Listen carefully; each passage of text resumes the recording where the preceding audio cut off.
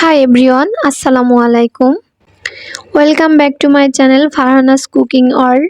এ পর্যায়ে হাজির হলাম খুব কমন এবং সহজ একটা রেসিপি নিয়ে। রেসিপিটা হলো ডিম দিয়ে কাঁকরোল ভাজা। চলুন রেসিপিটা দেখে নেওয়া যাক। প্রথমে আমি ডিমটা ভেজে নেব। একটা প্যানে আমি 1 টেবিল চামচ রান্নার তেল নিয়ে নিয়েছি। তেলটা একটু গরম হলে দিয়ে দিয়েছি 2টা ডিম। ডিমটা আমি একটা খুন্তির সাহায্যে ভালোভাবে নেড়ে চেড়ে ভেঙে ভেঙে নিয়ে একটু সামান্য ফ্রাই করে নিব। এ পর্যায়ে আমি দিয়ে দিচ্ছি 1/2 চা চামচ লবণ এবং 1/2 চা চামচ হলুদের গুঁড়া। লবণ এবং হলুদের গুঁড়াটা দিয়ে ডিমটা 2 মিনিট মতো ফ্রাই করে নিয়েছি। এখন আমি ডিমটা একটা সাইডে উঠিয়ে নিচ্ছি। ডিমটা আমার প্রায় উঠিয়ে নেওয়া হয়ে গিয়েছে। এ পর্যায়ে প্যানে আমি 2 টেবিল চামচ রান্নার তেল নিয়ে নিচ্ছি।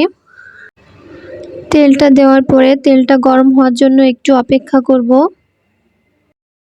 এই পর্যায়ে তেলটা আমার পারফেক্টলি হিট হয়ে গিয়েছে। এখন আমি দিয়ে দিচ্ছি বড় সাইজের একটা পেঁয়াজ কুচি, দিয়ে দিচ্ছি বড় সাইজের একটা রসুনের কুচি, দিয়ে দিব 4টা কাঁচামরিচের ফালি। এখন পেঁয়াজ, রসুন ও কাঁচামরিচগুলোকে আমি খুব ভালোভাবে নেড়েচেড়ে একটু নরম করে নিব। সবগুলো উপকরণ ভালোভাবে একটু নরম হয়ে আসলে এ পর্যায়ে আমি দিয়ে দিব 1/2 চা চামচ হলুদের গুঁড়া এবং দিয়ে দিব 1/2 চা চামচ লবণ। লবণ এবং হলুদটা দিয়ে খুব ভালোভাবে সবগুলো উপকরণ নেড়েচেড়ে নিব। 2 মিনিট ভালোভাবে নেড়েচেড়ে নেওয়ার পর এ পর্যায়ে আমি কাঁকরোল কুচিগুলো দিয়ে দিচ্ছি। কাঁকরোলগুলোকে আমি লম্বা লম্বা করে কুচি করে নিয়েছি, আপনারা চাইলে গোল গোল করেও কেটে নিতে পারেন।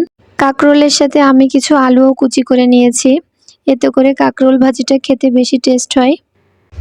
এজন্য আমি একটু আলু দিয়ে নিয়েছি। এখন সবগুলো উপকরণ ভালোভাবে নাড়াচাড়া করে আমি একটা ঢাকনা দিয়ে এটিকে ঢেকে দিব।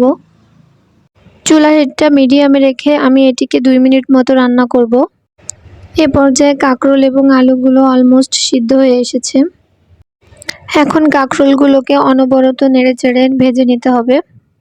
চুলার জালটা মিডিয়ামে রাখতে হবে, হাই হিটে রাখলে এটা পুড়ে যাওয়ার সম্ভাবনা থাকে। কাঁকরোলটা 80% ভাজি করা হয়ে গেলে এ পর্যায়ে আমি আগে থেকে ভেজে রাখা ডিমটা দিয়ে দিব।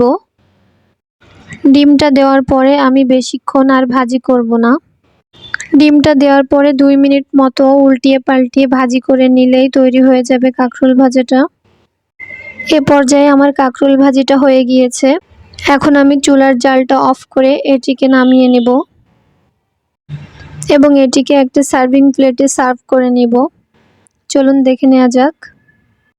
এই যে তৈরি হয়ে গেল খুব সহজ ডিম দিয়ে কাঁকরোল ভাজা। আমার এই রেসিপিটা নতুনদের জন্য আশা করি উপকারে আসবে।